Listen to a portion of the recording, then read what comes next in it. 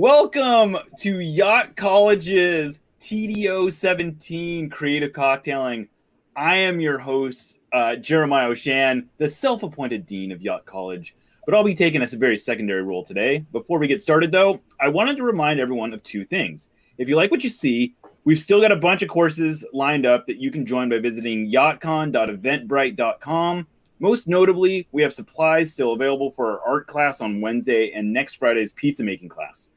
I should also note that we are doing this as a fundraiser for the Seattle Children's Autism Center. You can make a tax-deductible donation to them by visiting give.seattlechildrens.org/yachtcon. With all that said, I'll be making room for today's professor, Dr. Matt Powell of the doctor's office. Thank you, Dean. Appreciate the introduction. So I am Dr. Matthew Powell. I am an actual practicing doctor. I also happen to be a cocktail nerd who owns a bar. It's called the doctor's office. So the running joke being that you could leave work a little bit early and say, yeah, you got an appointment at the doctor's office. And it will show up on your receipt as the doctor's office. So, do with that what you will. First of all, before we get started, for those of you who are following along at home, I want to remind you, we will need hot water very shortly. So if you have forgotten to put hot water on the boil, get your tea kettle going, whatever it is, be sure to do that. You'll need a couple of cups of hot water. So please get that going if you didn't start that already. Now, the doctor's office, as you can see behind me, world spirits. We've got whiskeys from all over the world, mezcals, rums from all over the world. We also do some very interesting cocktails. Ironically, the cocktails we're going to be doing tonight aren't ones that we do here normally. We made them special just for YachtCon. We don't use juice here at the bar, and 2 out of the 3 cocktails we do tonight are going to be juice-based cocktails. So we're going to get a little creative with that. We're going to teach you a framework of how to make cocktails, how to play with creating your own cocktails at home, and enjoy a couple of special YachtCon-specific cocktails. So one thing I've learned from going to many drink conferences, booze-related events, seminars is don't talk too much before you get people drinking. So let's get started making the first ingredient for our first 2 drinks. Well, let's before we do that, we should probably bring in our celebrity student. How about we bring in a student? Bring in a student. Yeah. So hey guys, this is Will Bruin. Yeah. Now you can. Hey, maybe we're talking too much. Maybe we should get down to it, huh? I know. Well, let me give Will his introduction because yes, please. I wrote a good introduction and I want to make sure to give it to him. Okay. Will, you may recognize from his most notable achievement, which is hosting the podcast Bear With Us. Co-host with you. Well, we'll call it that. My back hurts from carrying it, but that's all right. But you may also know him as a soccer player. His 71 goals in MLS regular season play ranked 32nd all time, and he's actually got just 1 fewer than Clint Dempsey, which I'm assuming he will pass shortly this year. 21 of those goals have come during his 4 seasons with the Sounders, and even though he only scored 2 last year, they were both highly memorable. The first one was a last-minute equalizer against the Portland Timbers, and the other helped the Sounders overcome a 2-0 deficit to beat Minnesota United 3-2 in the Western Conference Finals and send them to MLS Cup. So welcome to Yacht College. You guys ready to make some drinks? Let's do it. Yeah.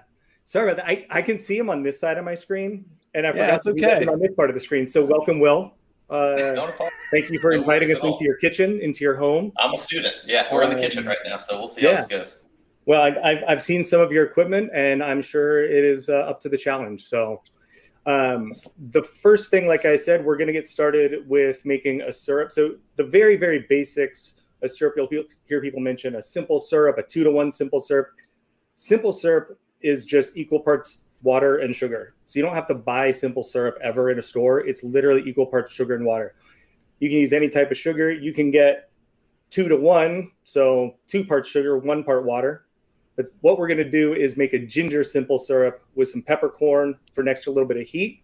So that way when you're adding your syrup, you're actually adding some flavor as well as just sweetness, okay? So what you're going to do, you've got ginger. Everyone should have some ginger in their spice kits, all right?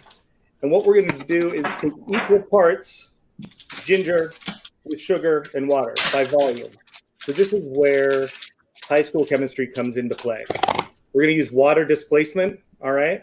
This is like the only thing I remember from high school chemistry. So I'm going to fill up a little thing with water.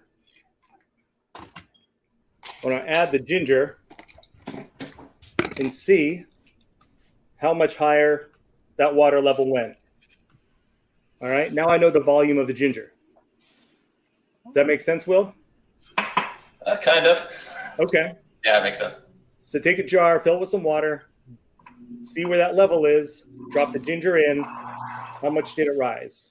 Okay. So you got maybe ½ inch of water in your glass or so of rise. Now I'm going to pour that water off and throw the ginger in my blender.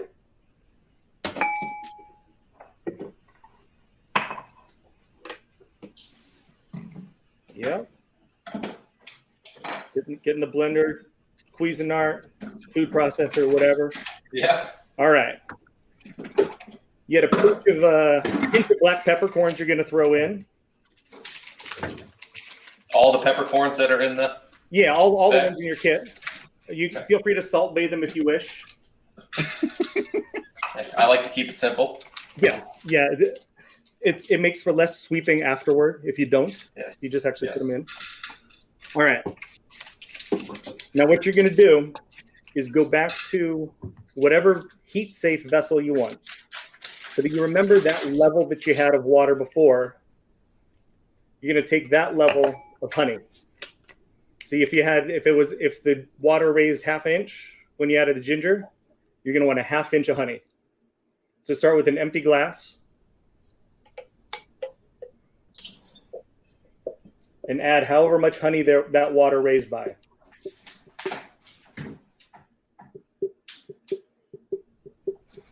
If you don't have honey, you can use sugar. Good thing I'm in the kitchen. Grab some honey. Yeah, not everyone has a fully equipped bar handy. So yeah, cooking in the kitchen, making your cocktails in the kitchen simplifies life. So the same amount of water from earlier? So however much the level raised before. So if it raised ½ inch when you did the ginger, you're going to want ½ inch of honey. And then you're going to add that same amount of hot water. So now you have equal parts honey, equal parts water.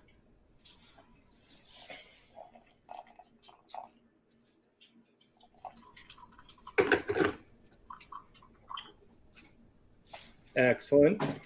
Give that a little stir. Get that honey all dissolved. Oh, it sounds like a bar. Perfect. That means you're doing it right. All right. Now pour that into your blender that already has the ginger and peppercorns.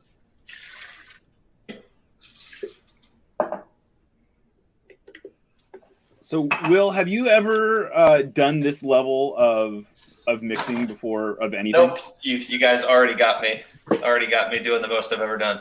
That's perfect. Yeah. I just like the YachtCon beer, you know? Exactly. Those are easy. Yeah. All right. You got all that in the blender. I'm going to put myself on mute because this blender sounds like an airplane taking off, and just give it a good blend. Yeah, this is an advanced course I'm realizing, which is good because we need some advanced courses in here. And I'm gonna say this is my first time using the mixer. So. Yes, that's what we want to see, live demo. Yep. So there are some questions out there, Matt, that you can answer us after you're done. The wife in there. There you go. If you don't have a blender, Matt, is there a way to like bootstrap this without a blender? I mean, you can chop your ginger up really, really well. Sorry, I'll mute myself. and steep the ginger for a while in that honey water mixture, but it's going to take a while, and you're going to have chopped it up really well. This, between the heat and the blending action, it really pulls out that flavor much more quickly. So there are Okay. no ways to do flavored syrups with steeping and things like that. But frankly, it just takes forever for our purposes. So, all right. Y'all blended up? I think so. Excellent. I'm just relieved that Will was able to figure out how to get the blender to work. I know. I was getting a little nervous there for a second. I was like, what a way to start it. Oh, it smells good. Right? It smells really good. And then just take a fine mesh strainer of some sort and some container to strain into. Root around in the kitchen, find something. Yep. That's exactly what I'm doing. Perfect. And then you're just going to pour that goopy mess through that strainer. I know we have strainers. So you said you don't do this drink specifically at the bar, but do you do any blended drink, like anything that involves blend, like this level of prep? Now we would make potentially a syrup like this on our own if we wanted to, but we're not running a blender. This is those of you who picked up your kits have seen, this is a small case. And so... Not sure if I made enough. I think you did. I'm sure you did. Good. So then once you've kind of put it in the strainer, use your spoon to just kind of smush the liquid, extra liquid out of the pulp with a very technical smoothing motion.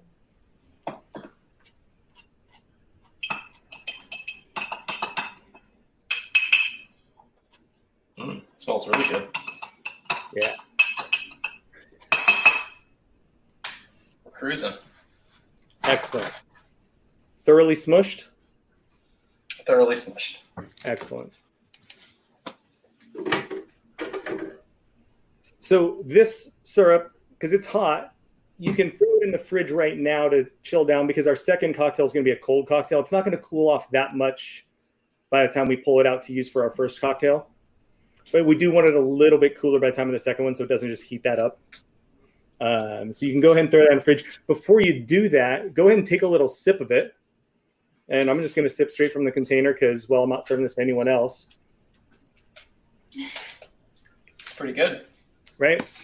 Big ginger flavor, a little bit of extra peppery heat, a little bit of sweetness in there, but the sweetness doesn't overpower. For all the honey you used, it's not too sweet, right? Yeah. So it is supposed to have a heavy ginger flavor. Make sure I get my ratios right. Exactly. Yeah, it should be a big, big ginger flavor up front with kind of a sweetness in behind it. Mm-hmm. And that's exactly what we're going for on this because we're going to do longer drinks. It's going to space these flavors out. Yeah. So then I can put this in the fridge now and let it cool down? Yep. Get that cooling down. So, Will, I'm guessing this is exactly the style of drink that you made the first time you ever mixed a drink, right? Yes, the exact style. Exactly. Yeah. So I picked it out. So are you a cocktail guy, though? Are you someone who would go, like, if you go to a nice dinner and you have to wait at the bar, are you gonna order a cocktail? Are you gonna order a whiskey? What's your go-to drink? I'm probably an old-fashioned guy. Okay. I like a good old-fashioned. Huh? Good thing we're making one of those. Yeah, exactly. Yeah. Exactly. We'll get to that one. But I think it just depends. I definitely like a good cocktail, but my wife is probably better about being more into the cocktails and stuff. Does she have a go-to cocktail that she'll order? Pretty much anything with like mint and basil, and that's kind of like summery. So there's a cocktail that she really likes at Percy's in Ballard. It's called the Awaken one. So I think it has basil, mint, and I think a vodka in it. Cilantro. Well, so this is one thing, and we'll talk about this a little bit more later, but this syrup, we use ginger for it. You could take this same concept and take a fistful of basil, fistful of mint, fistful of whatever herbs you wanted, and do this exact same thing with that. Strain it out. And now you have syrup cheat codes. So any gingery drink, this is good for that. Perfect. Any herbal sort of thing. So you could take, whether it was a gin drink or vodka, you could then take that same syrup and do these same ratios that we're doing, make this exact same drink, but change the spirit, change the herbal content, and be like, hey babe, I made this drink for you. Look what I made just for you. Yeah, exactly. Right? Yeah. So Matt, how did you get into cocktailing? Is that what you call it? Is that the right term? So it's actually it's kind of an interesting story in that I used to be in the military. They paid for my medical school, and they came collecting, and they said, you're going to move from just outside Napa to Arkansas. And I said, ha, ha, ha. And they said, ha, ha, ha. And I moved to Arkansas. And I realized that I had just started getting like used to drinking some good cocktails out of bars. I was like, man, this is like really interesting stuff. And I said, anything that I can't find there, I'm going to learn to do myself. And I looked around and tried to find out, you could get an unironic PBR, but God help you if you wanted a proper old fashioned. And so I started learning to make cocktails just because I had gotten used to them and couldn't get them. So my birthday gift to myself for my 31st birthday was the ingredients to make 31 different classic cocktails over the next 31 days. And I called it 31 in 31 for 31. And by the end of that month of, just researching online, cocktail books, all that kind of thing, I had a decent foundation, but that was 10 years ago. And then I started going to cocktail conferences and nerding out with bartenders and, hey, what is that? Hey, what did you do there? And being that guy. And next thing you know, I own a bar. So, yeah. Hey. That's bada bing, bada boom. It worked out, yeah. Could be worse. So the next thing we'll do is we're going to make some tea. And this is literally just making tea. So you take your tea bag, put it in a thing and add hot water for those of you who haven't made tea before.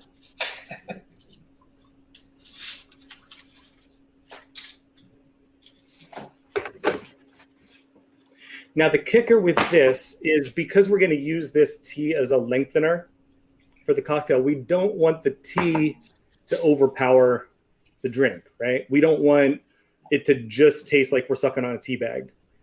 So we're going to make it a little bit on the weaker side than what you would normally drink if you were just drinking the cup of tea. Okay. So we're only going to steep it for maybe 2 minutes or so. How much water do you think? I mean, I did 6 and change ounces, which is plenty. And that's like a 10 or 12 ounce mug he's got there probably. Yeah. Something like that. That's a big that's a morning coffee mug right there. That's a guzzled down like 3 of these before training, Yeah.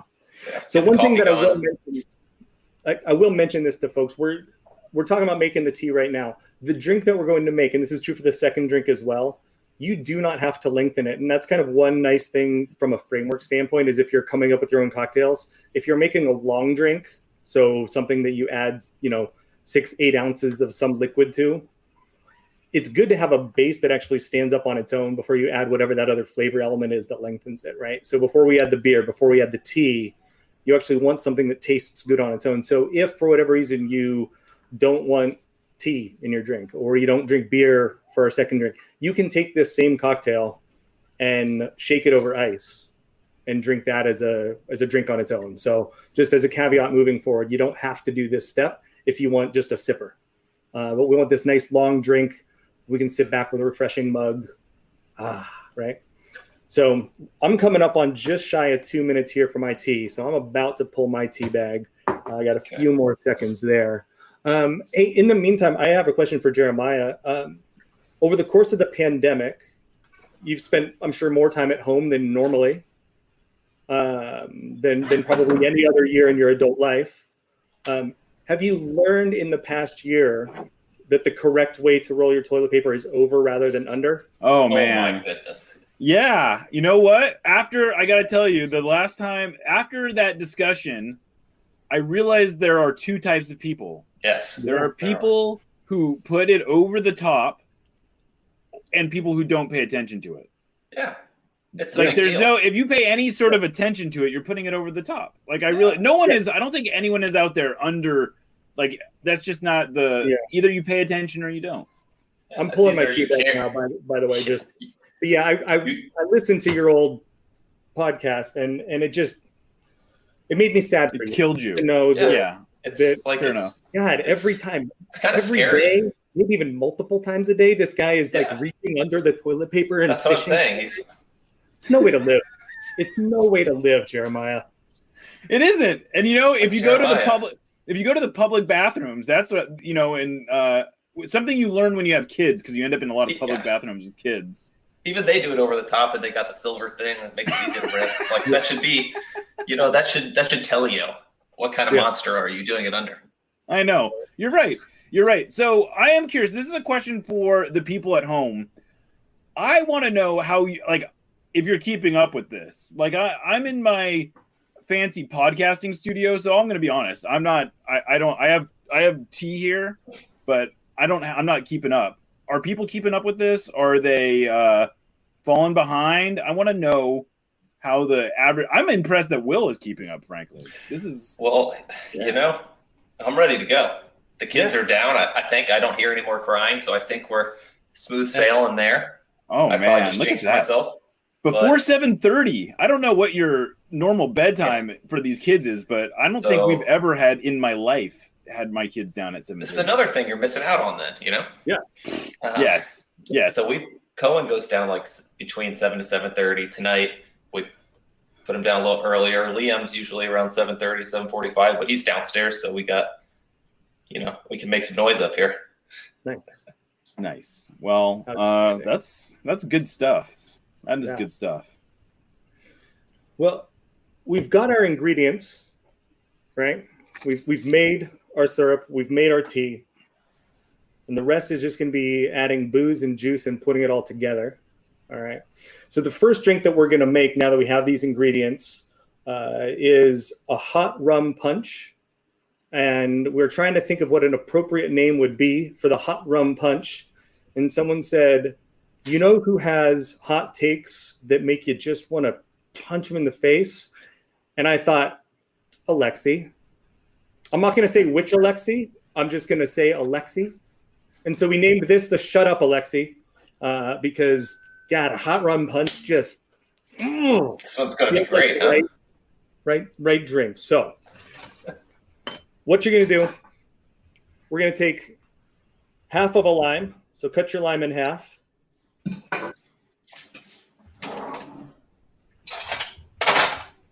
Now, I'm going to use this kind of a juicer. Not everyone has this at home. Use whatever you have. That's fine. One pro tip that sometimes people mess up when they use these juicers is they see this curved bit at the bottom. And they think, well, that's a curved half of a lime. It should go in the curved bit. That's actually backwards. So if you put it flat side down where the juice is going to come out, you want it flat side down. You're going to get more juice for your squeeze. So I'm going to squeeze half a lime into my container. Man, I wasn't expecting all these cups. Well, that's what the kitchen's for. No, I know. That's why I'm very happy I did it in here. Dude, I got to tell you, Will, if you had done this in your basement or something, I would have felt very bad because I don't remember telling you to be in your kitchen, but maybe someone else did. So no, I think you specifically said you don't have to do it in your kitchen. I don't think that's true. Oh, maybe I dreamt it. I don't know. Well, when you said yesterday you were going to be in your kitchen, I didn't worry about going through like the number of cups you would need because I'm like, well, that was that was very smart of you. You did the homework. I did not do the homework. Well, you're the dean. You're the dean. Come on. Right, exactly. I don't. He set himself up for that. Yeah. So are we only doing half a lime? Or both? Yeah. So half a lime for this. All right. And go ahead and grab that syrup that you had earlier. And you're just going to do about a half ounce of that. Half ounce, same as a tablespoon. So if you don't have a thing that measures ounces easily, like a jigger, if you're not standing in a bar, you just grab a tablespoon. It's the same as a half ounce. Look at this. We're cruising.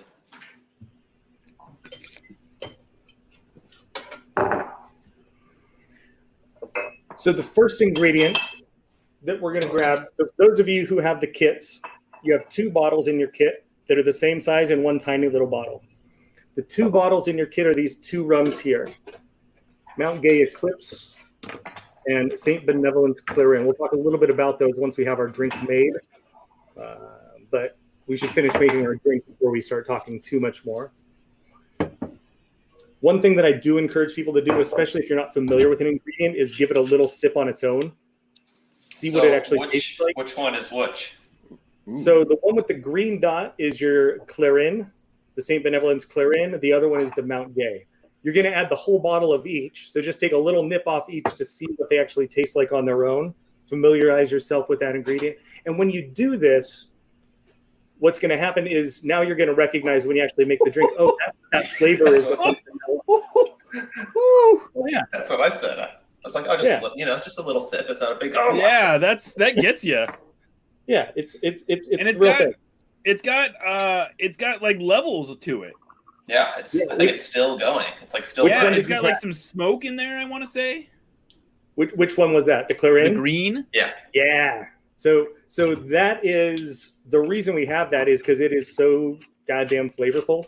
Yeah, that's Right? not. You don't A get. lot You, of rums are just flat one note. That has so much happening in it that it That's a really rum. makes yeah. And wow. we'll talk later about why that's such an interesting rum.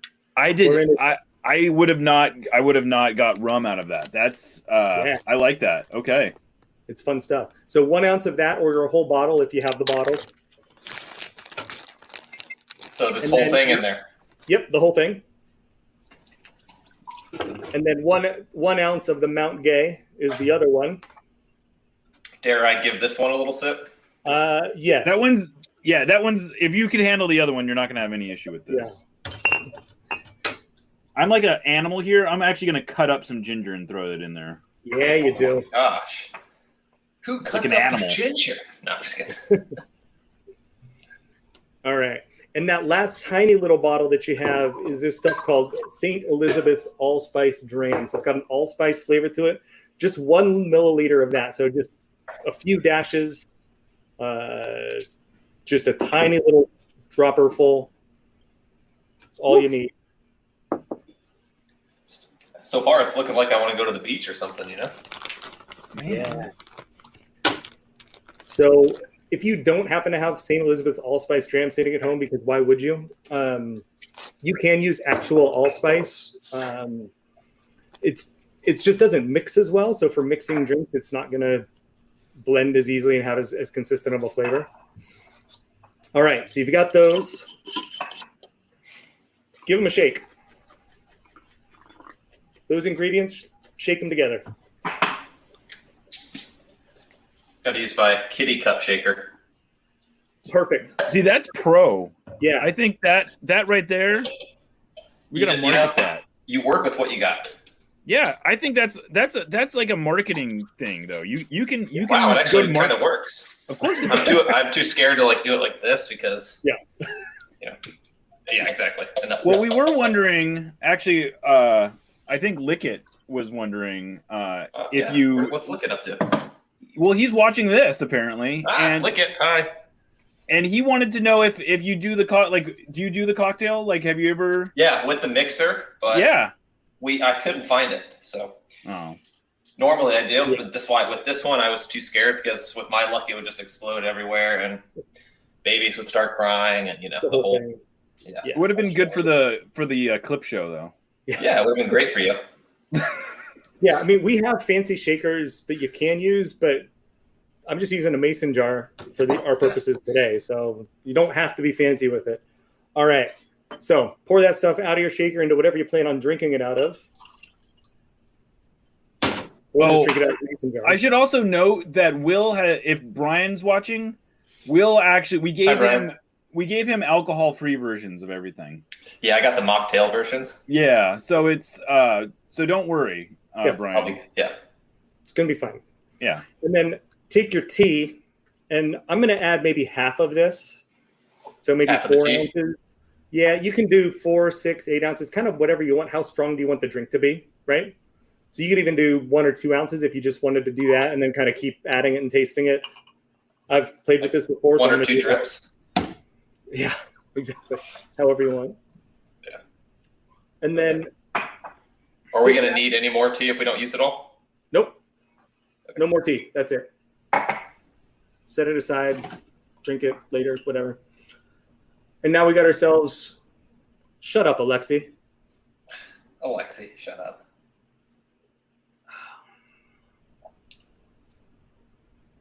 What do you think? That definitely cut through the first rum that I tasted. Oh yeah, it's good, very good. So now that we've got a tasty little beverage to sit back, I'm going to put my nerd glasses on. We're going to drop a little bit of punch history while we sip our drinks.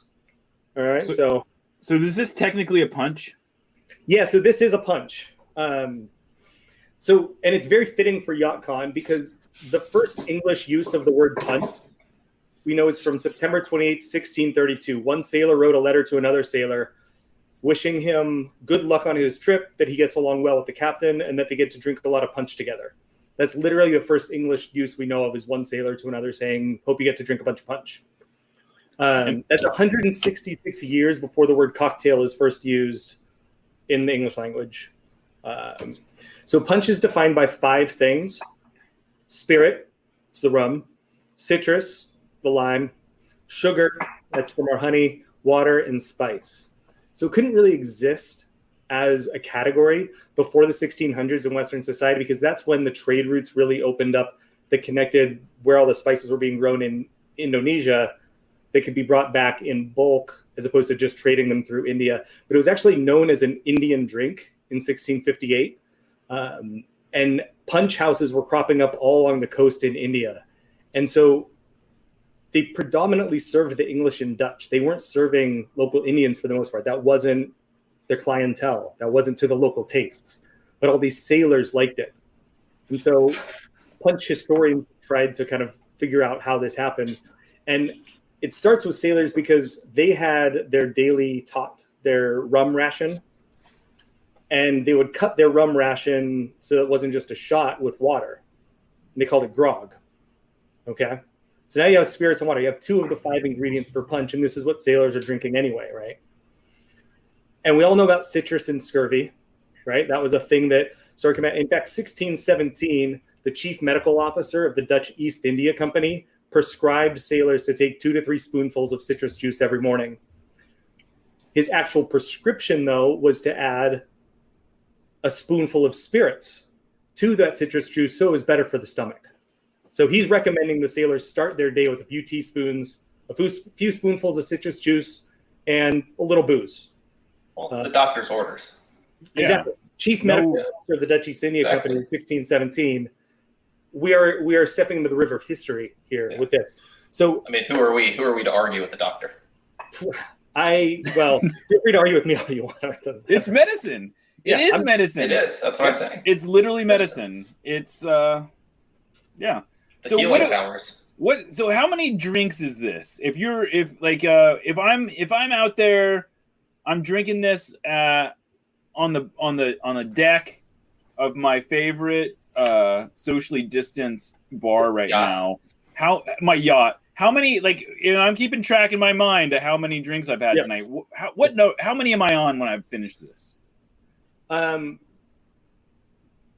1.5. Okay. Well, I mean, because a drink is 1 shot, right? Yeah, technically yes. But a shot being 1.5 ounces of 40% alcohol. Okay. Right, and we've got 2 ounces, and it's a little more than 40%. Oh, so it's not too crazy. 3.5. Yeah, it's not ridiculous. Okay. Yeah. Depends on how much tea you put in there. Right. Yeah. Right. That's pretty good. I didn't do the full mix of it, but even with the level I did, I got to tell you, I liked it, and the reviews so far in the chat are extremely good.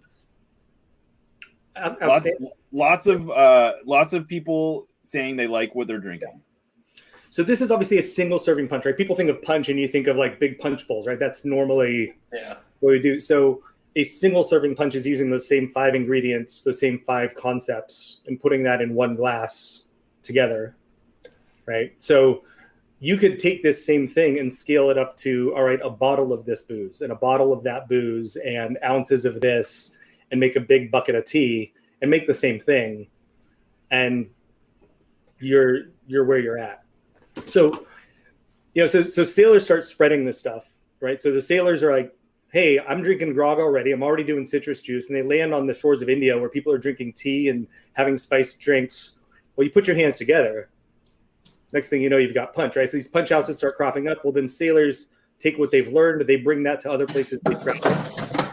1650s, we see it documented in Barbados, people drinking punch. 1670s, it's showing up on bar tabs in the colonies. And by the late 1700s, clubs and social societies have their own proprietary and secret punch. So I feel like it's an appropriate time to recognize that, you know, this punch is for those people who are in Brian Stetcher's circle of trust.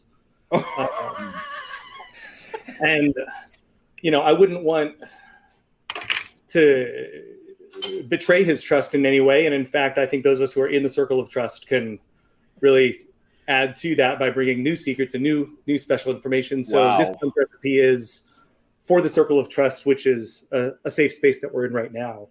What I liked is that it was a reference to the first episode, the first opening part of YachtCollege, which I don't know if Will got that reference, but he probably has. They probably talk about the circle of trust in the locker room too, right? I'm guessing.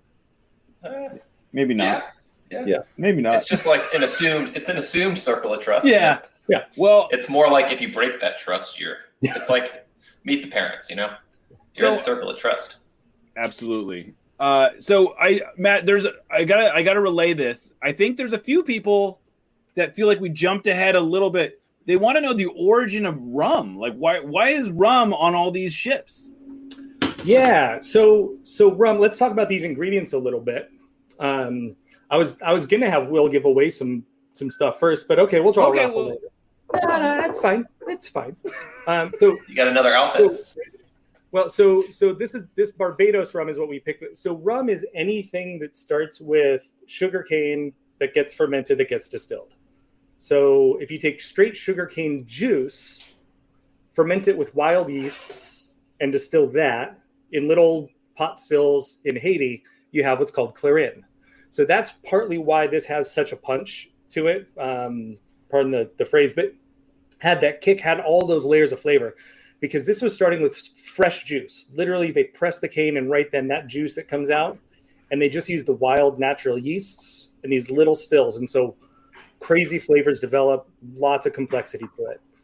Most rum that people know of is based on molasses, right? So you cook the sugar cane juice down until you get molasses, and then you ferment that molasses, and then you distill that, and that's rum. So rum is anything related to the sugarcane, and it's made all over the world. It's I think the most diverse spirit in general. The reason I picked this particular Barbados rum to offset and kind of complement the other rum is this has, most rums you get are these giant industrial column stills that basically make vodka, and they add some caramel color flavoring, and there's not much to differentiate one to the other. And most of what you're tasting is actually artificial additives. One nice thing, Mount Gay is one of the few that actually uses a pot still as well as the column stills. And those pot stills are kind of what you picture when you picture a distillery, right? That big kind of round thing, the bit that comes up, the bit that comes over, right? That's a pot still. So they use some of that, and that inherently has more flavor to it. You're not distilling to vodka levels of clarity and distilling off all the flavors. You leave more of the original flavors in there. So this is a blend of pot and column still. So there's just more going on with that rum, and leads to a more flavorful drink in my mind. Sipping rums tend to be pot still. You're not sipping, well, Captain Morgan, I hope you're not. I mean, whatever, do what you want. But, yeah, so that's rum. You're good. Yeah. Let's give some stuff away. Will, you got those raffle tickets? I do, yeah. Yeah, let's grab one of those, and someone is going to get a $25 gift certificate to this here bar. How about this one?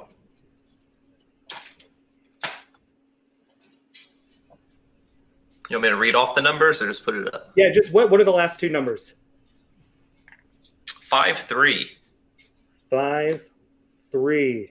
Someone at home can jump in the chat and say it was them, but I did write down everyone's numbers so we can see who the lucky winner was. Eric Yates. Eric Yates. Congratulations, Eric Yates. $5 gift certificate to this bar. There you go, Eric. That's how I clap. Yeah. Now you just have to wait till we reopen, but Right. yeah, hopefully in a couple months. Yep. Well, I'm going to keep sipping this beverage. Jeremiah, did you have some Ask Will Bruin questions?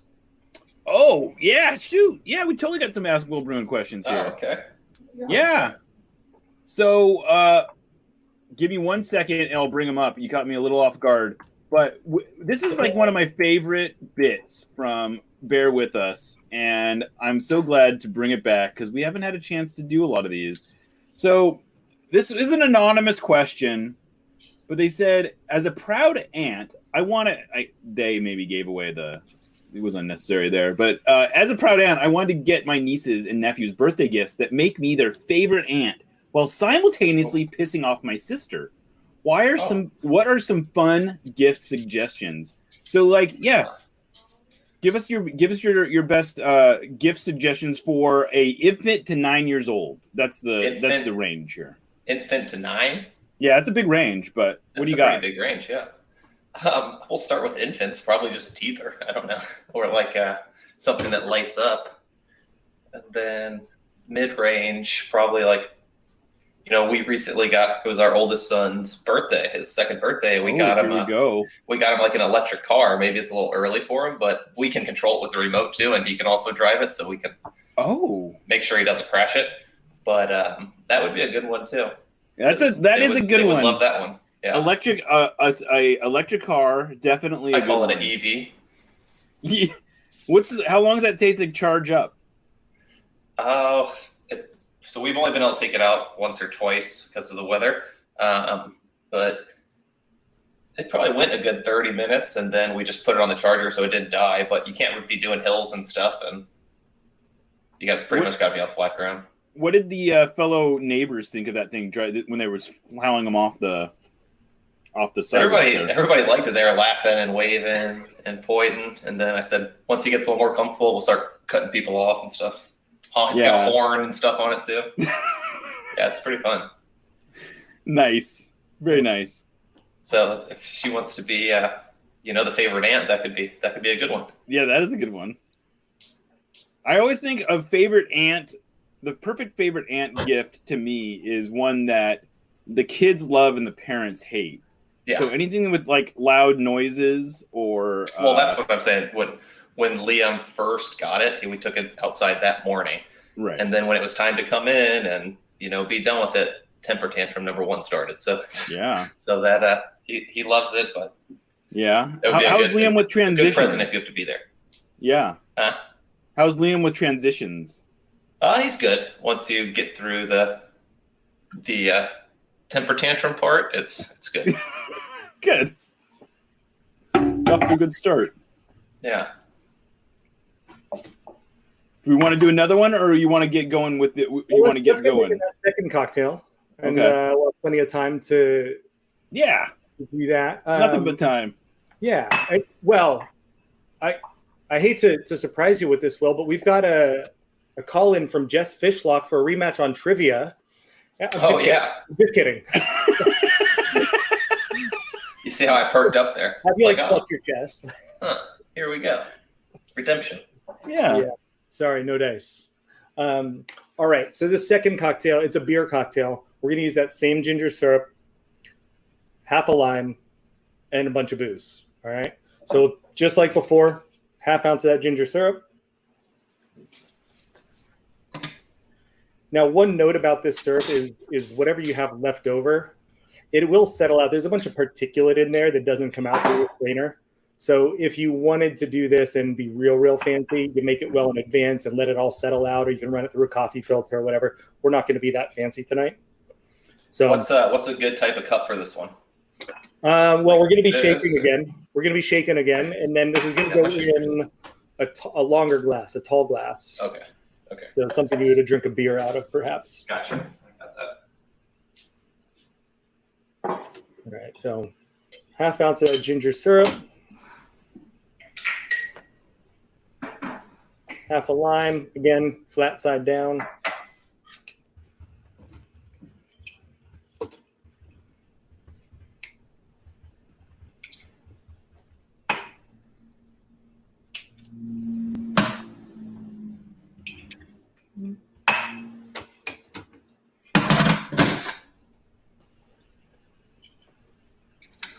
Excellent. I gotta tell you, my sister is trolling me in the comments, and I don't appreciate it.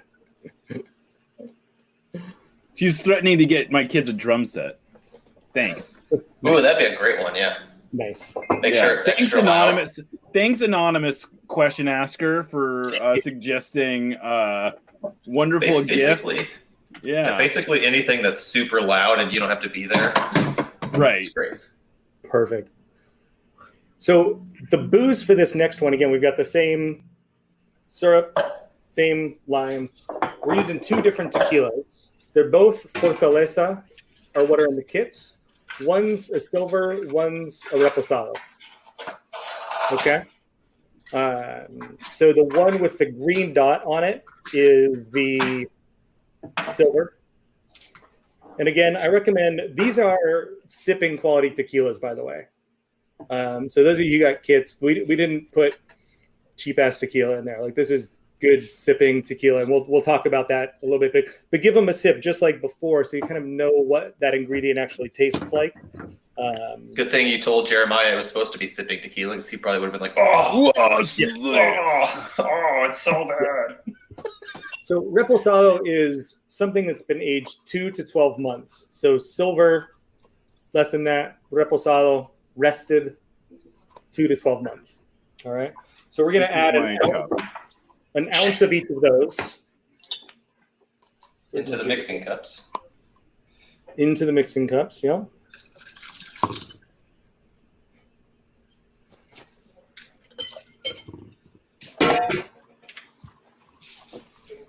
I think this is definitely the episode of Yacht College in which I will get easily the most Roasted. Roasted, yes. Yeah. You didn't have to. Did you think it would be different? No, I guess I set myself up for this from the very beginning. Fair. Maybe it was you that asked the anonymous question. And then I can't comment on that. Or it was your sister who was like, what should Yes. I get him anonymously? Right. And then, yeah. She tricked me into asking the question. I like it. She's like Loki. Bamboozled. The last ingredient and the tiny little glass that you've got, the tiny little bottle in the kits, it's called Ancho Reyes. It's an ancho chili liqueur. That's got that is a good good because it is made from a whole bunch of dried ancho chiles. So we're just gonna, again, you just want a little bit of it, 1 milliliter, just that one little. What'd she think? I see your hand and taste. It's over. Will? Huh? So I'm letting Caitlin try the first cocktail. I know. I want to know what she thinks. Yeah, I no, know. she liked it. Why don't you tell him? It's strong. Yeah, come on over, They can hear you. Woo. She said it's strong. Woo. I'm sure you can hear her. So, Yeah. I only put a little bit of tea in it, though, so.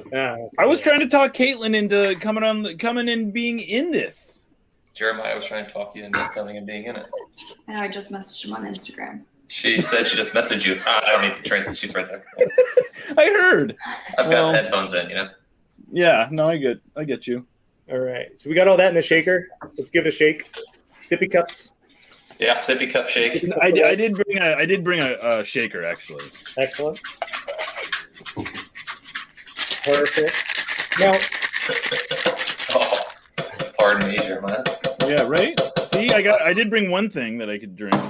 if we Should I weren't drink out of lengthening these drinks, we would shake this over ice. That ice is going to melt a little bit. It's going to add a little dilution. So if you were doing just a smaller size cocktail, you definitely want that dilution that would come with the ice. We're not doing that because we're about to make it a whole lot longer. So we'll grab the beer. So no ice? Well, not in the shaker. But Yeah. Good. I already blew that.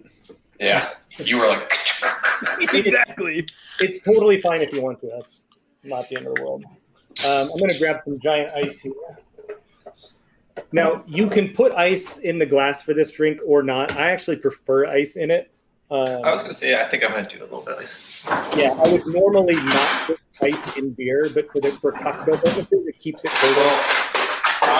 did not have my beer in the fridge, which was a rookie mistake on my part. Okay. Well, I mean, you could drink your own beer. That's cool. Advice.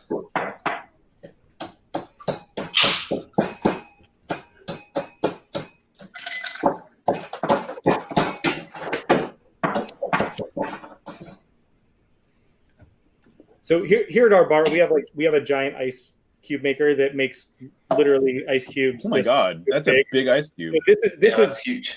This is a tiny piece of one of our giant ice cubes, and I guess you I think that was in Jeremiah's shaker.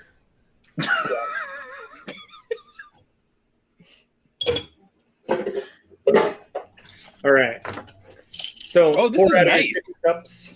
Oh, this is nice. Pour out of your sippy cups into your drinking vessel. I'm drinking out of this shaker. I hope that's allowed. An acceptable life decision. It's not allowed. We're using a Mexican beer here, Modelo Especial. Man, this is really good. I'm enjoying this a lot. I'm making this. Excellent. Good. Mm-hmm. And then... Wow, that's good. I like to give it just a real gentle stir because it probably mixed up a little bit by pouring the beer in, but I also don't want to froth it up giant.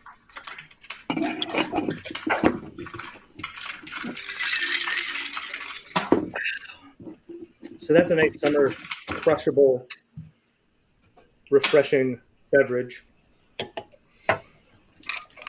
I can definitely get down with this one. This one's good. Mm-hmm. Yeah. This is definitely a summer one. Exactly. Oh, man. That's a hot weather drink right there. Yeah, I like this. Yeah. I'm going to throw this recipe in the back pocket. Well you should. Yeah. Well, so I'm going to put the nerd glasses back on for a minute here because we're going to talk agave. So I mentioned this is a sipping tequila, but it's more than just the quality of the flavor. Agave is actually pretty unique when it comes to spirits. So tequila and mezcal. Most spirits you're using, barley, corn, some sort of a grain, right? An annual crop. Agave takes 6, 10, 30. There's even one species that takes 55 years to mature before you can use it. So the tequila agave take about 6 years or so. Most commercially available tequilas, most things that you see on the shelf, your cheap tequilas, your well tequilas, they harvest. What they do is they basically strip entire hillsides of all agriculture other than those plants, harvest them very early, or as early as sometimes 2 years, cook them in an autoclave, and then run them through a machine called the diffuser that strips all of the fermentable sugars out of it. And it's a very commercialized process. So one of the impacts of that is they're harvesting before the agave are ripe. They don't end up sending up their seed stock. And bats in that area are actually the number one pollinator for other crops. And when they don't have the seed stock of the agave plants, then they can't, that they fly around to, they don't end up pollinating the other crops in the area. So it actually impacts other farmers. Fortaleza lets their agave fully mature. And there are other brands that do this as well, certainly. But I went down and I actually visited their distillery. They they cook the agave in a brick oven with steam instead of a giant autoclave. And then they smash it up with a big stone wheel and then ferment it and then distill it. But they have what I love to call, and I love when places do this, intentional inefficiency. They could take a whole bunch of those processes and automate them, right? But they recognize that they're selling a product and we're going to pay however much we pay for it. This is an opportunity for them to invest in their community and give people jobs, right? So if you have a giant diffuser or the giant autoclave, right, it takes a guy to press a button and that's it, right? So most of the brands that you see, it's a few people working there and they're basically doing the effective thing of strip mining all of the agriculture in the area and fucking over every other farmer in the area. Oh, I know. Oh, sorry, Dean. But they do. Yeah, they are fucking over these other farmers, and they hire very few people, and they make massive profits as a result. So old Sauza tequila back in the day used to be made in the traditional way. Now they actually brag about their diffuser, about how efficient it is. And then you watch the trucks unloading these unripe agave hearts, piñas. And then you visit Fortaleza, which is the grandson of the original Souza, Guillermo Souza. And you see this top right here. He could literally get this cork made, for pennies, sent over from China out of plastic, right? Instead, they literally have someone taking a piece of plaster, one person gluing it onto the top of the cork, another person shaving it down to the shape of this, and another person painting it. And then another person firing them in the oven. So they have 4 people whose job it is just to make this. And paying them a full-time wage, it's intentionally inefficient, right? He could be paying pennies on the dollar for plastic ones from China, but he recognizes, hey, exactly. He's like, this is part of my community. Why would I put everyone in my community out of a job? So what you're drinking is truly, truly handmade, and I've seen it by myself. And you can. That's why it's absolutely a sipping tequila, but we're going to mix with it today because I don't believe in funding the people who do the shitty stuff. So well, that's going to be in your gift bag, Will. We'll make sure you get. Hey, I'll take it. I'm still waiting on my gift bag, but anyways. I see in the comments someone mentioned that this could potentially be good with Craft Casual. Yeah. The official beer. Honestly, that's probably what I should have got one of those from my gift bag that you gave me. Yeah. I think my argument is that Craft Casual is better appreciated on its own because it's so perfect as its own crafty. Beer. Well, and I would actually say that it's an extra pale ale, and it's got a big hoppy flavor that would wash out so much of the other flavors of the drink. You would drink it and be like, yeah, I'm mostly drinking a hoppy beer. Where's all the other stuff, right? Where's all these other flavors that I just spent all this time doing, right? So I actually thought about using Craft Casual for this and intentionally decided against it once I found out what style of beer it is. So that lighter Mexican lager makes it that kind of summer crushable drink that it is. Yeah. So I just wanted to pass this along. Golfing drink. Exactly. Will, I needed to pass along a note. You've gotten some compliments on being a clean as you go kitchen user. Yeah, I hate it when it stacks up, and I think if you're using it right now and you have the time to clean it right away, why not do it? Yeah, why not? But I'm not going to show you in the sink right now. No, that's okay. Yeah, I don't know why I'm very picky like that.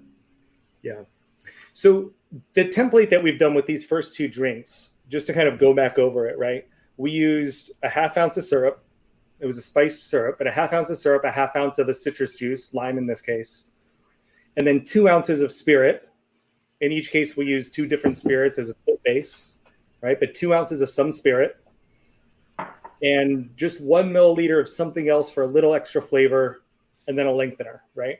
That framework you can do infinite variations with. So whatever bottles you have at home. So like I said, you could take whatever, fresh herbs you wanted, make that syrup with that, right?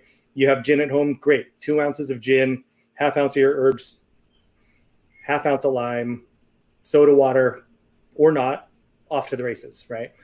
And so that same template that we're doing, this is why I wanted to call it creative cocktailing, is because you can take this template and just be creative with it, with plug and play any number of different combinations, whatever you have on your shelf at home.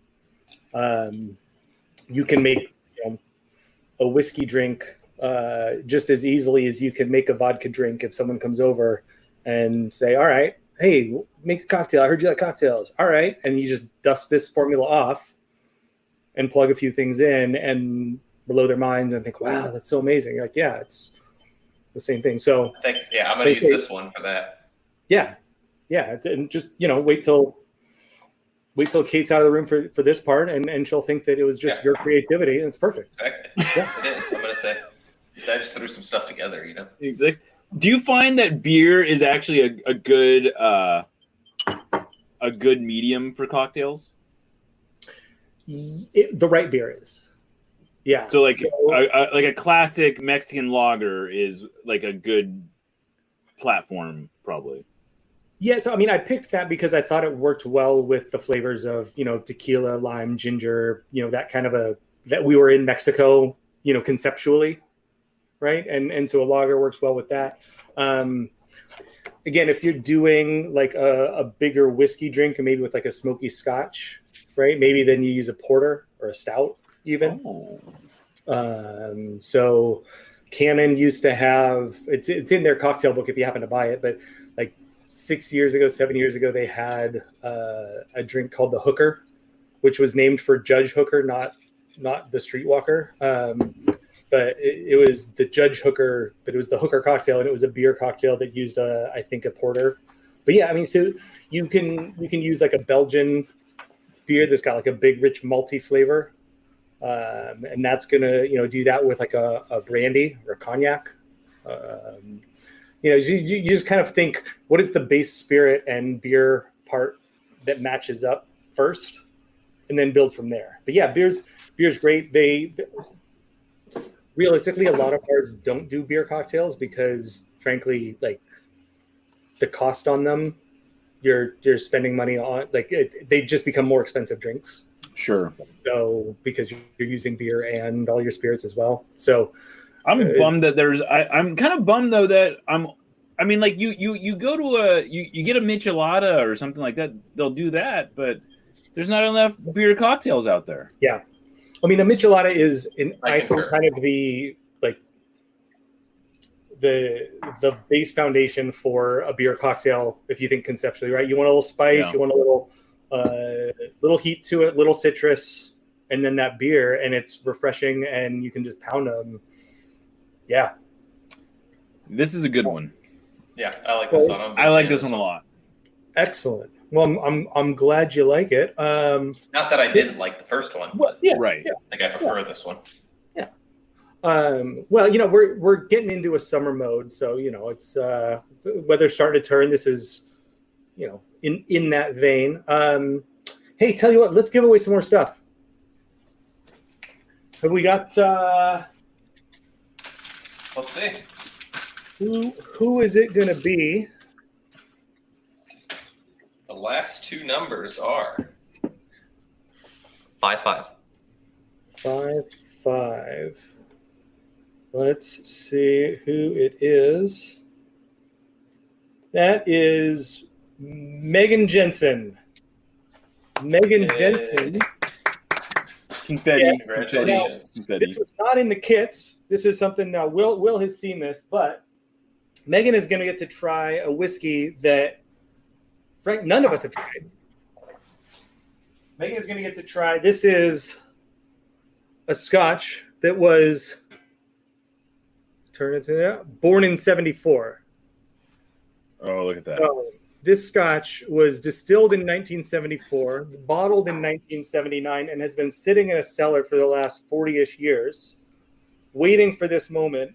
I opened this bottle yesterday and poured Will's glass right there. So got it right here. Neither of us. I did not get one of these. Jeremiah, yours is coming in your gift bag. So literally, I'm going to pour myself a glass right now. And Will and I are going to get to try this whiskey together for the first time. You'll have to describe each note that you get from it, because otherwise I I'll would be make doing that. The Jeremiah face. Right. Cheers.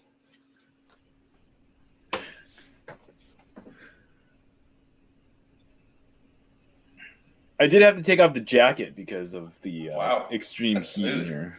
Yeah, that is smooth like buttermilk biscuits. That is very smooth, yeah.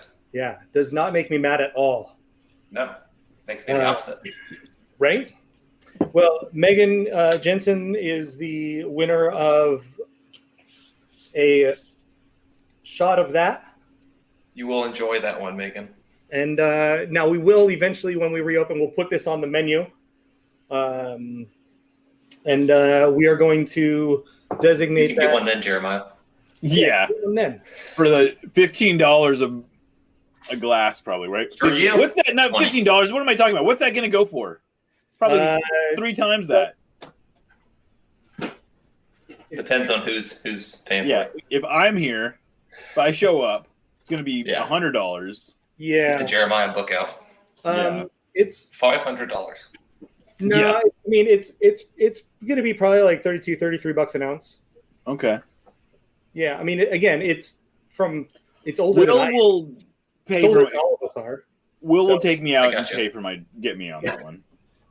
Yeah, I'll meet you there. Hmm. I'll Well, meet you at on the 9th green at 9. Emily, Right. thank you so much for reminding me. I forgot to mention the name of the last cocktail. Oh, So rookie mistake, and you hate to see it. you hate to see it. Yeah, that is Bears Beers Battlestar Galactica. Because Bears, yeah, Battlestar Galactica. Bears, Spears, and Yeah. Battlestar Galactica. Naturally. So Yes. thank you for the reminder, Emily. Well, as I sip this whiskey, you want to do a little more Ask Will Bruin? Oh yeah, we can definitely do more. Ask Will Bruin. Anonymous. Ask Will Bruin. Another anonymous question coming in from Jeremiah. from someone. Which is the best group name for school friends? My friends and I want to identify as a cool group or club, like how Taylor Swift fans or Swifties or whatever. Got any cool friend name ideas? Absolutely none. Because What do you call? I don't think So you got the goalkeepers union. What do the forwards call themselves? the keeper union. It's nothing. It's fake. It's forced. Oh, Steph, I hope you're watching.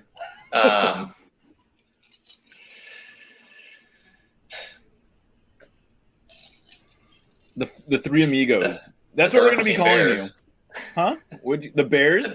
What's that book? The Berenstein Bears. The Berenstein Bears. I like that. Yeah. No, We're gonna be I don't call. know. I have a feeling we're gonna be calling you guys the Three Amigos. You, Freddie, and Raul. I like that. That's a good one. Yeah, I like how's that your too. Spanish, Will? I just came up with it on the spot. That's Wow, why I get the that's- big bucks. Very creative. Creative name calling. Class featured by the Dean, Jeremiah. Yeah. I'm gonna trademark that. No, I mean, I don't. That's a tough one. I don't have any answers for that one That's right now, to okay. be honest. It's quite all right.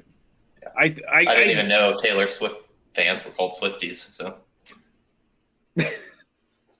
Yeah. Do we want to do another one, or you want to go to the next? I mean, we got a beverage to sip, right? All right, yeah, let's A go. little more Ask Will. Okay, let's see. All right. hold on. Get the question. I got to go get the computer charger. Oh, Well, I'm seeing that a would be question. a classic Yacht College moment if his computer just straight up died. That's all right. So someone in the chat here. So what's good to mix with Pedialyte? Good thing I happened to look at the charger. Yeah. So Pedialyte is going to be so strongly flavored that there's not going to be much that stands up to it that's delicious. So So if just you it's like really straight vodka, right? I was going to say, yeah. So vodka is the obvious answer there. Yeah. Yeah. So if you want to spike your Pedialyte and try to just maintain, then vodka with your Pedialyte. That's a good one. Yeah. All right. Hold on. We're getting a taste test here. Yep. We're getting a taste test of what? She's not a beer drinker, so Oh. And what did she think of that one? What I gotta know. you don't want to see her face right now. She's not into it? Well, it's just because of the beer. It's just because of the beer. Yeah. What She's is not a beer her drinker. we need to know what her go-to drink is. We asked this Yeah. early. They're asking what your drink is. Haagen-Dazs? Look at that. Haagen-Dazs. That's her go-to drink. Oh, I don't know. That's not your She go. doesn't- Come on. She doesn't want to get on the camera. Well, what I can say, so that does remind me of, so one of my favorite drinks, and I'm giving away, I mean, Circle of Trust. I mean, we're talking Circle of Trust right now. One of my favorite cheat code drinks is you get coconut gelato. All right. There's plantation pineapple rum, and you add some sparkling rosé. All right, so you take a scoop of coconut gelato, add the pineapple rum, mix that up, blend it up however you want, top it off with a sparkling rosé. You end up with this phenomenal, crushable pina colada, sparkling rosé pina colada that is just lights out. So this is, if you. I also like that question, what to mix with Pedialyte too, because that means he's thinking ahead. Yeah. Yeah. Yeah, exactly. Yeah. But yeah, no, that's feel free to use that one this summer. Little sparkling rosé, I like that. coconut gelato, and pineapple rum. So that's absolute cheat codes, and is my own little baby that I make at home. So we got an Ask Will Bruin for the doctor. I think this is more of a doctor question. Okay. But maybe Will wants to chime in. After eating cabbage, you need antibiotics. After eating cabbage, I suddenly felt sleepy and became unconscious. Is this a sign that a tapeworm has entered my body? What are the signs of a tapeworm? I'm just going to say yes. That's all I'm chiming in on. I concur. And toilet paper underneath. Yeah. Yeah, that's not a thing. Yeah, I didn't think it was either, but it just. I mean, I'm not saying it didn't happen, but it's not you ate cabbage and the cabbage caused you to pass out because of your tapeworm. I feel like there were some details that got left out of that question. Feel free to DM you and ask about it. Yeah. Gosh. What are the signs of a tapeworm? Do you get any? Just do a tapeworm story. You must have dealt with some tapeworms. Yeah. I have a great tapeworm story. So, all right. So I did some work in Democratic Republic of Congo back my 4th year of medical school. All right. So we're on the eastern side. When you hear about like guerrilla warfare and civil war and all that, like it was this area. And there was a guy in the city of Kivu who somehow got his hands on an EKG machine. All right. And when you hook it up on an EKG, right, you see like the different lines and the little blips on the thing, right? He told people, because so many people had worms there, it was just endemic. Everyone had it. He told people, oh, see, this line is for your brain. This line is for your heart. This line is for your stomach. And each of these little blips, it's a worm.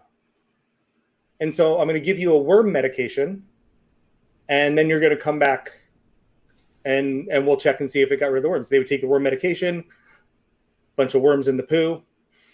They'd come back, and he would just not hook up the wires correctly, so it was all flat lines. And he would be like, see, I cured you. No more worms. Then people found out that this was a total scam. And let's just say the story didn't end well for him. But every time someone came in saying they thought they had worms, they would ask if they could get hooked up to the worm machine. And we had to tell them that, no, the worm machine does not exist. We're sorry. But here's some medicine anyway. So, yeah, there's a story from Congo. And always good to be talking about worms when you're eating and drinking. Well done, whoever asked that question. Yeah. Perfect. Yeah. Perfect note to go to the next. What else we got?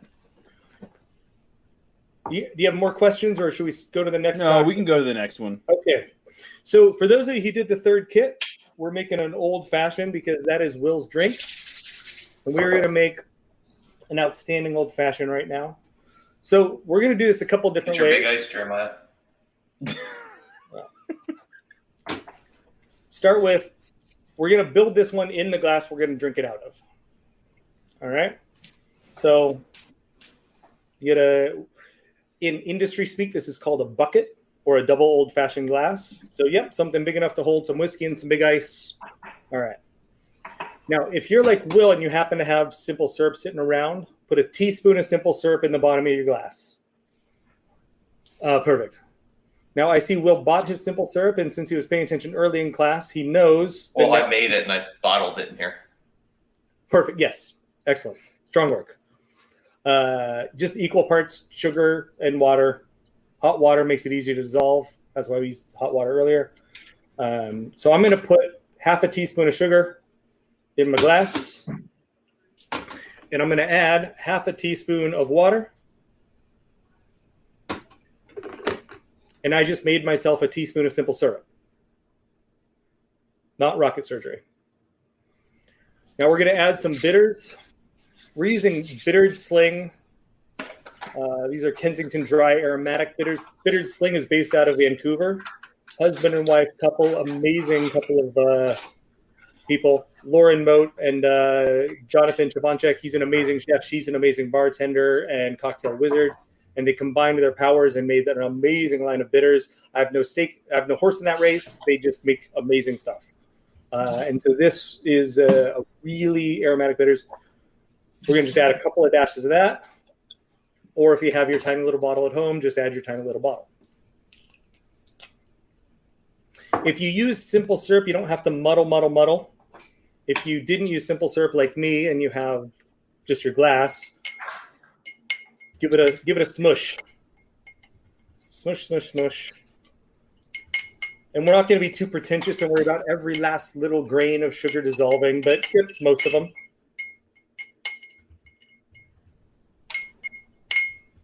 Nicely smushed. All right. Now, as Will just did, very astute, give it a sniff. Okay. All right. A lot of flavors in there. It's a very compact thing. We're going to space that out with the booze. Now, what you're going to do, and what I'm going to, from a learning standpoint, is take that bottle of whiskey that you have. We're using an Old Forester bottled in bond, and pour off about ½ ounce into some other glass. Just, you don't have to be exact about it, but about ½ ounce. And set that aside. And now you've got 1.5 ounces of whiskey left behind.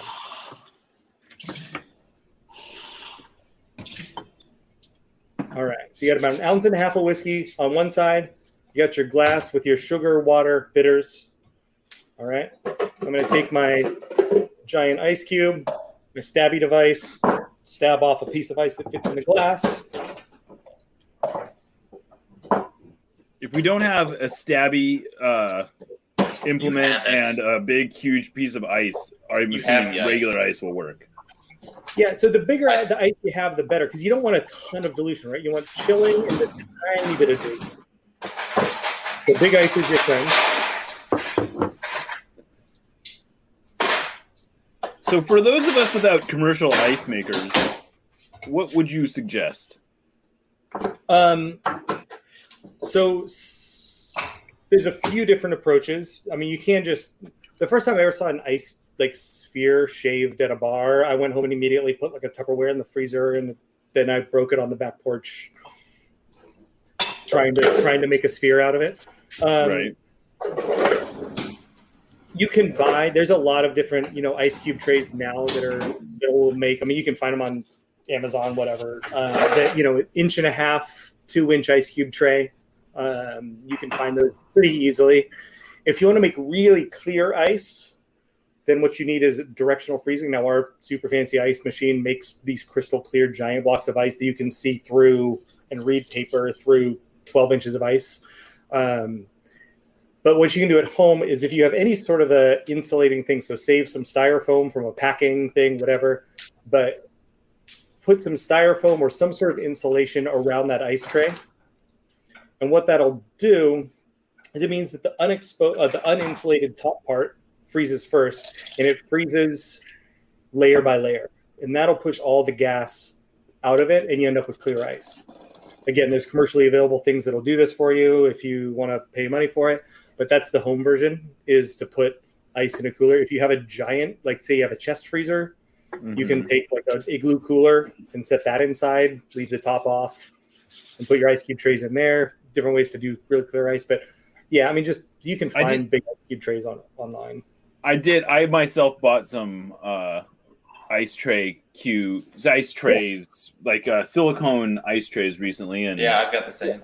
Those are pretty fancy. Yeah. The advantage to that is you're changing your volume of cooling ability to the amount of surface area, right? So you have less surface area that's going to just melt your ice, and you're going to cool the stuff down, right? And so in this case, you get a big cube in there. You're going to cool down your drinking a nice cold old fashioned, but without a ton of extra dilution. You'd want, again, a little bit of dilution, but not a ton. So I've got big ass cube, sugar, water, bitters sitting in the bottom of my glass. Just going to add my whiskey. I happen to know that there's 1.5 ounces left in this bottle, so I'm just going to go bottoms up.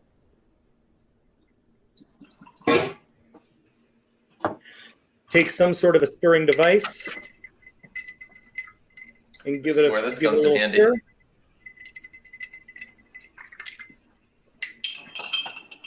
Oh, that's nice. And give that a little stir. What's the whiskey we're drinking? Old Forester? Yeah. Old Forester. Yeah, so this is Old Forester. It's bottled in bond. Now, what that That's a good one. means, I recommend in general, and you can use any whiskey for an old fashioned. You can make a rum old fashioned. You can make a mezcal old fashioned. You can make any sort of old fashioned you want. The same thing, just big thing. But if you say old fashioned without specifying, you're meaning whiskey. Most bars will ask bourbon or rye. Bourbon tends to be a little sweeter, 51% corn or more. Rye, 51% rye or more. Not quite as sweet as the bourbon. A little more herbally, grassy notes. Bottled in bond, which is what this is, means that it was aged for at least 4 years. So bourbon, by definition, New American Oak, aged for at least 2 years.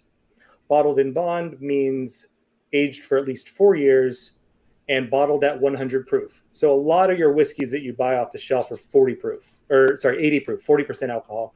This is 50% alcohol. And the reason I like to make an old fashioned, and I recommend bottled in bond stuff for old fashions, is you're adding that bit of dilution, right? So you're adding a little bit of that sugar, water, bitters. You're getting some dilution with the ice. So you still have a drink that feels whiskey-ish, right? You don't end up with a drink that feels like water. If you use something that starts out at 50%, you're bringing it down to maybe 40, 42%. And so I've it's definitely still had that problem through trial and error. Yeah. So I absolutely love if you get like a cask strength, and again, whatever, like I've developed a taste for drinking things that are like 53, 63%, whatever. But I love taking those and making an old fashioned with them because it'll bring that down to a sippable level without just water. Now, the reason I had you pour off that little bit of whiskey first is because I want you to try side by side. Okay. So a lot of people are like, it's an old fashioned. Like, what's now, Will? I know you know this because you drink old fashions, but this is for the people, right? Jeremiah. People, yeah, for Jeremiah and los estudiantes. So See? you have people are like, it's an old fashioned. It's such an easy, simple thing. I totally forgot to mention, by the way, if you have an orange twist, throw an orange twist on there. In fact, we're gonna do that right now. I got carried away talking about other things. Again, I didn't include the orange twist. I know. Well, I didn't include oranges in the whole thing, so whatever. What if I use the lime? Can we use the lime? You can use the lime. I prefer oranges with bourbon, lemons with rye. I'm not crazy about limes with old fashioned. It's just doesn't like the flavor isn't there for me. But if you want to, that's I'm going to do it because that's what you gave us. So I think the people You know are what? going to want to know. Do it. So what do you think about this? I have bitters that have like an orange. They're like orange bitters essentially. Do you like that or do you not like that? I love it. Okay. In fact, so orange bitters. Which one do you have? Do you know off the top of your head?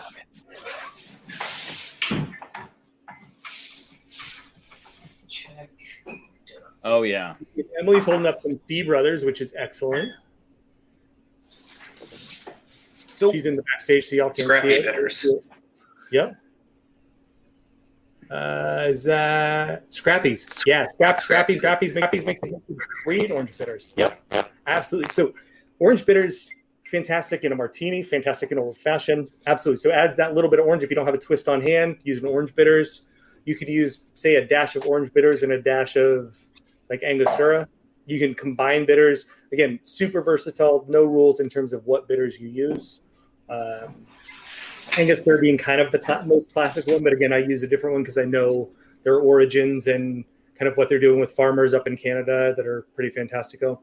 So now take that whiskey, and people are like, oh, it's an old fashioned. It's you're barely doing anything to it. What am I really doing with that?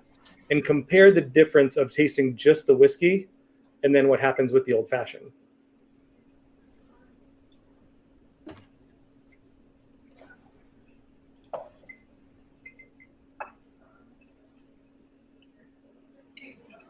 I mean, they're very different.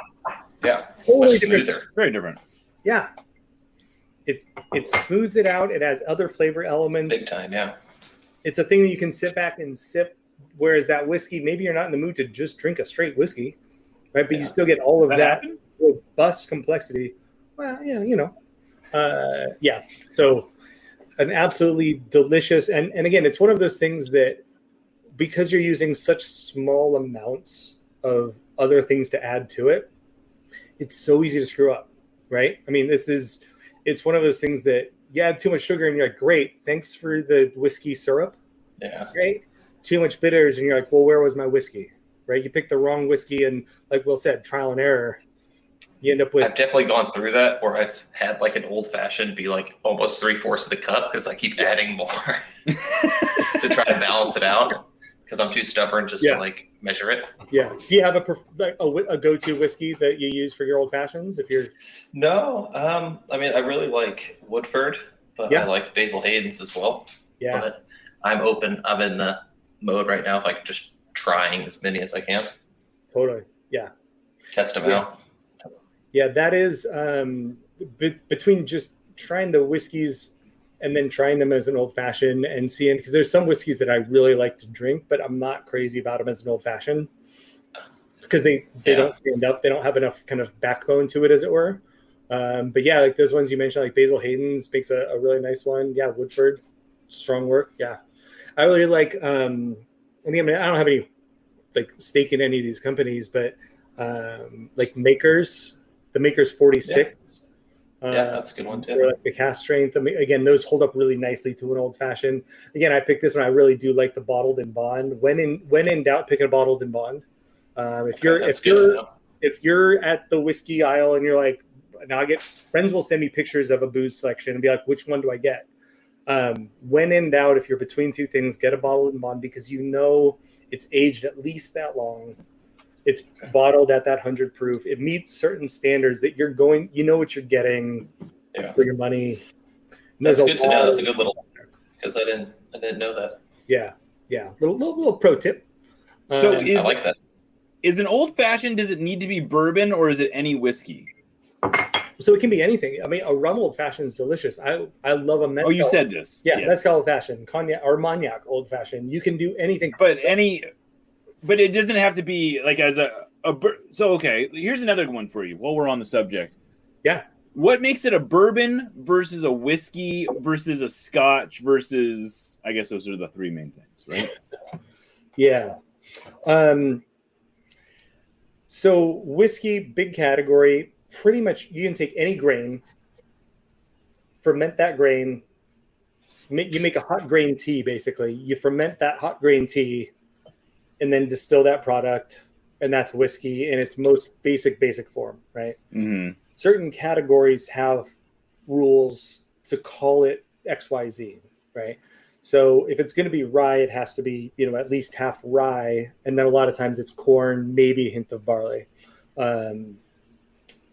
Again, if it's bourbon, it's got to be at least 51% corn, aged for at least 2 years in new American oak, so not a reused barrel. It's got to be a brand new barrel. And a lot of these old bourbon barrels then get shipped off to Scotland for Scotch aging. All right. And again, the climate of aging makes a big difference in terms of when you talk about barrel aging. People talk about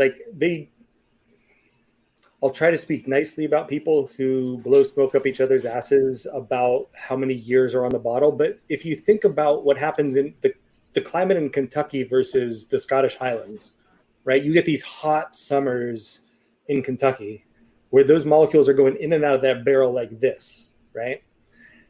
30 years of aging in Kentucky, all you're going to taste is licking a fucking stave.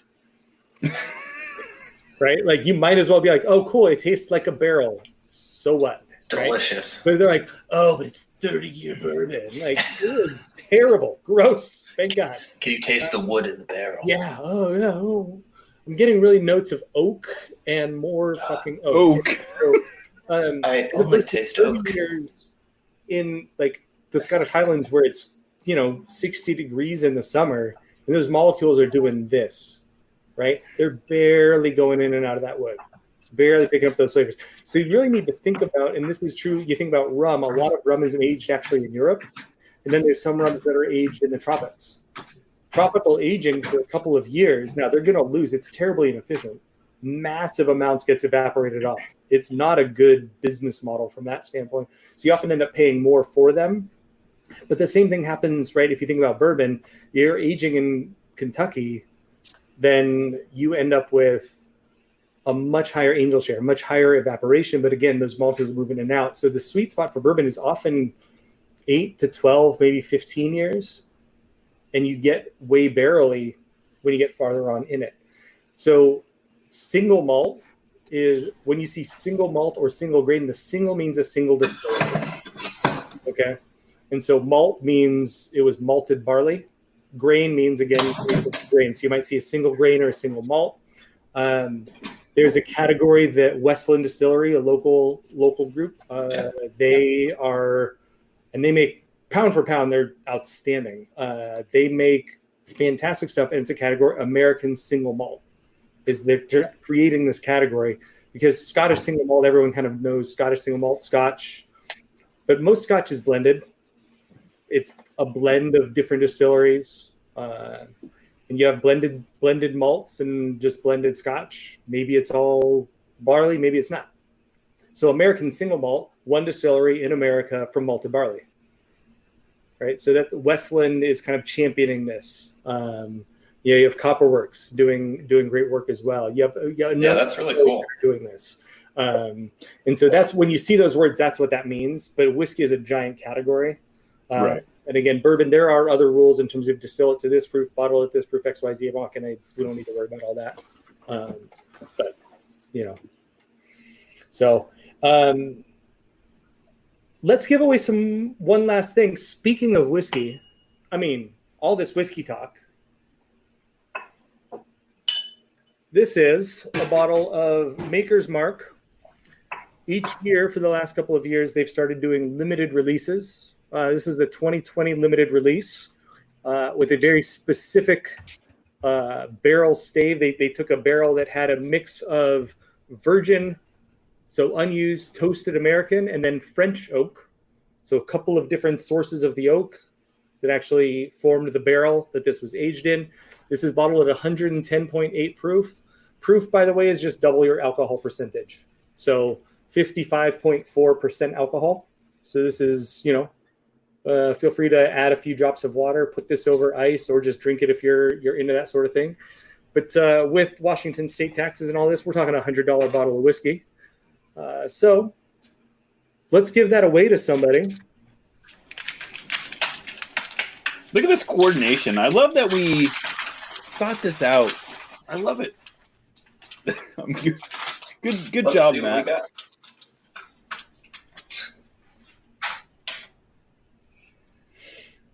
3-1. 3-1. Someone at home is looking at theirs and they're very stoked right now. And that person is Marshall Helm. Marshall Helm, you were going to make some old fashions, my friend. Or just drink a whole bunch of whiskey. But game on. You got some really nice whiskey coming your way. So, Will, we got a question from Katrina. She wants to know, have you ever gone to Steph's house to drink his whiskey, or has he seen his collection? Because apparently Steph is like a notable whiskey guy. I have not been to his new residence over in Bainbridge, but his old one, yes, he's got a nice collection. He's got some good stuff in there. Very, very sophisticated. You know what he doesn't have? Well, that's weird. I'm going to hold on to this bad boy. What Steph doesn't have is 1974 Glen Grant. I guarantee Interesting. He does not have this. Steph, I might have to show this off to him tomorrow. Yeah, we're just gonna leave that in the shot just as a reminder. Say, oh, you got all that? Yeah. Look here. Who are the other whiskey guys on the team, Will?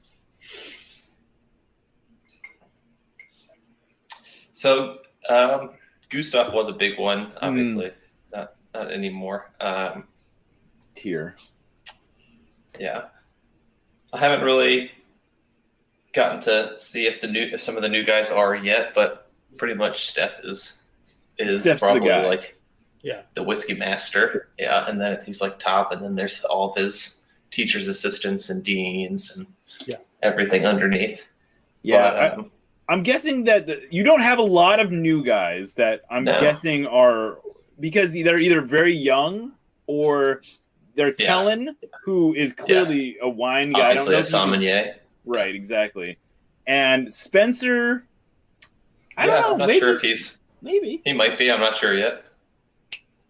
But Freddie, doesn't strike me as a whiskey guy. No, me either. Coffee guy. So usually that's what you figure out in preseasons. But right. Yeah.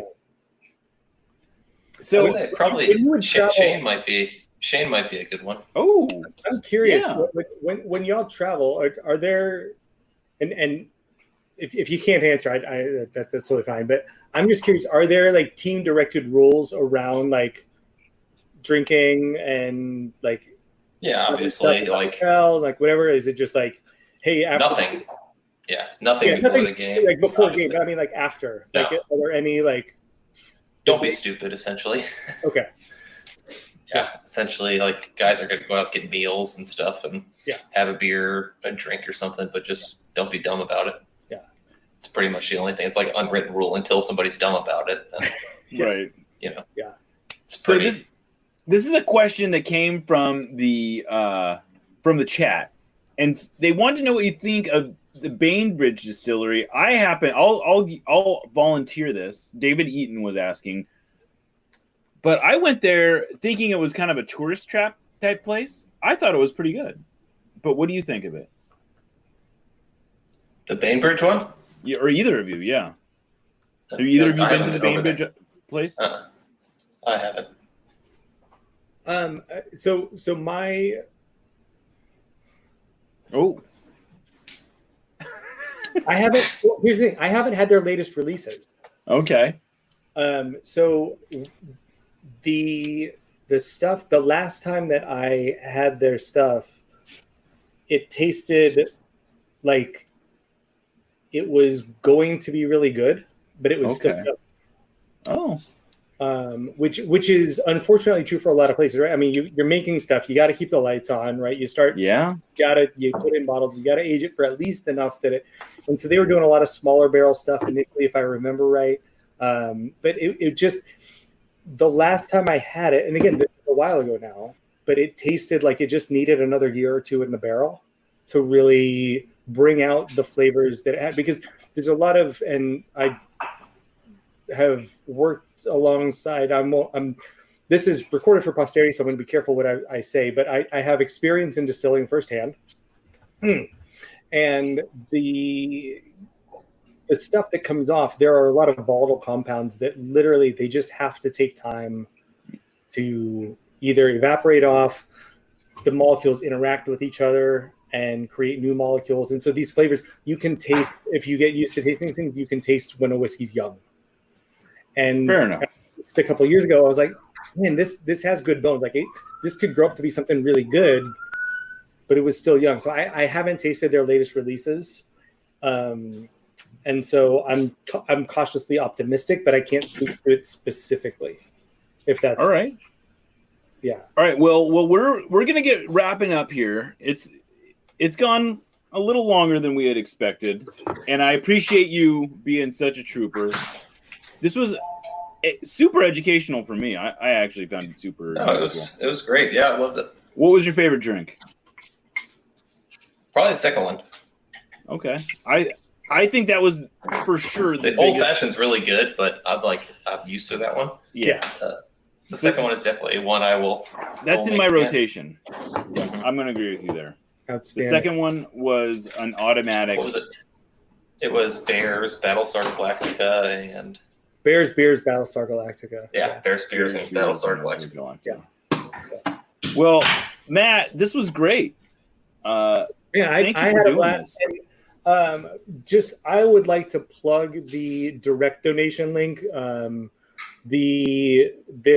is still available for direct donations. It's a really great cause. And as a doctor, man, I can't tell you how my original training was in family medicine before I started focusing just on adults in hospitals, and autism and the challenges that the patients and the families deal with. And they're doing great work at the center up there. And so just, if you got a couple of spare ducats, and we didn't publicize it, but we had said that half of your proceeds, for those of you who purchased the kits, were going to the center.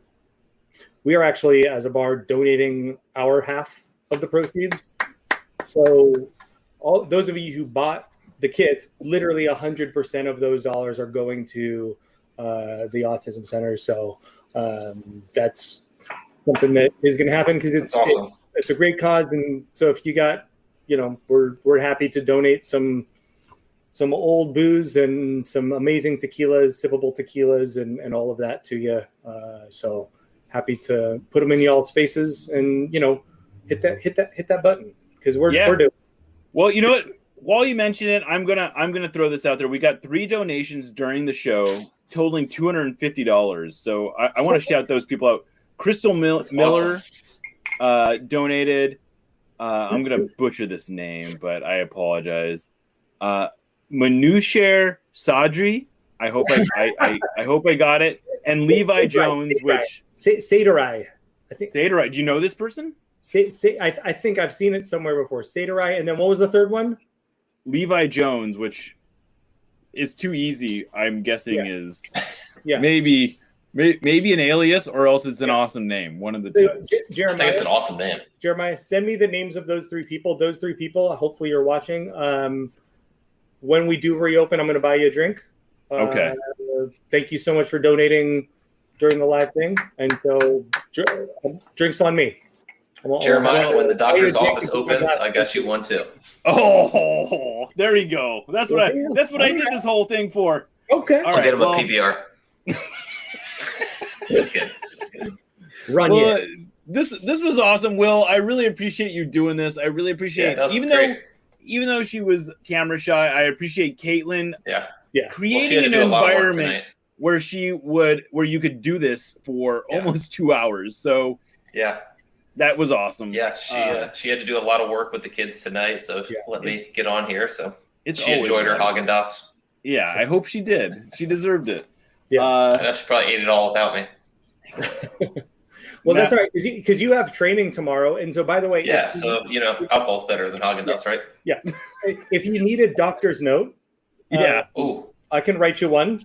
Just be like, please excuse Will Bruin from training Saturday the 20th. Yes. He'll be back in full force. His hamstring is a little tight. Yeah. I saw him in personal consultation, and just one day tight. Just in fact, maybe he's good by 4 p.m. Right. Yeah. I mean, he could be good for a nap after treatment. Yeah. Well, that's a good note. That's a good note to end on. I am Jeremiah O'Shan, signing off as your Dean of Yacht College for the doctor's office and Will Bruin. This was, of course, another episode of Yacht College, and hopefully we will soon no longer have to yacht alone. Good night. Good night. Shout out to Emily Cummings and James Morgan in the background for making everything work on the broadcast. Thanks, y'all. So you guys, all the technicals behind it.